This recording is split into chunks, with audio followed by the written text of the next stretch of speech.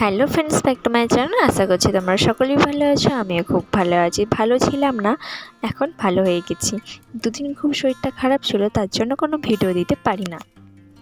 তো এখন তো জ্বর সর্দি কাশি সকলেরই হচ্ছে। এই জ্বরটা নাকি সকলের হচ্ছে, যার হচ্ছে তাকে জানিয়ে দিচ্ছে। তো সেটা আমারও হয়েছিল, কি আর করবো বলো বন্ধুরা, দুর্ভাগ্যের বিষয়।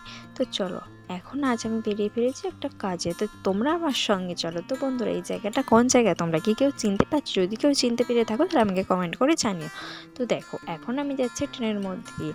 তো দেখো জলের স্তরটা তোমরা শুধু দেখো, সবুজ গাছপালা ওই প্রান্তে দেখা যাচ্ছে, তাছাড়া পুরোটাই জলস্তর।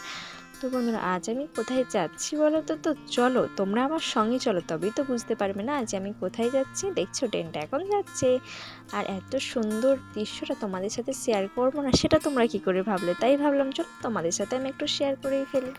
তো চলো বন্ধুরা, বলিয়ে ফেলি, আমি আজ এসেছি তোমার আমার সবার প্রিয়, আমার প্রাণের শহর দুর্গাপুরে। তো চলো, নিশ্চয়ই এরপর চিনতে পেরেছো যে এই জায়গাটা কোন জায়গায়। আজকে এসেছি দুর্গাপুরে। তো চলো, দেখছো ওভারব্রিজ থেকে আমি তোমাদেরকে দেখাচ্ছি দুটো ট্রেন একসাথে গেলে কি সুন্দর দৃশ্যটা। তোমরা শুধু দেখো, মানে প্ল্যাটফর্মের মাঝে দুটো ট্রেনের লাইনের মধ্যে দিয়ে ট্রেন এইভাবে গেলে কি অপূর্ব দেখতে লাগে। আমি নিজের চোখে দেখে একদম আশ্চর্য হয়ে গেছি, তাই তোমাদের সাথে একটু শেয়ার করলাম। তো বন্ধুরা, ভিডিওটা কেমন লাগলো, ভালো লাগলে লাইক কমেন্ট শেয়ার করো। দেখা হচ্ছে পরের ভিডিও।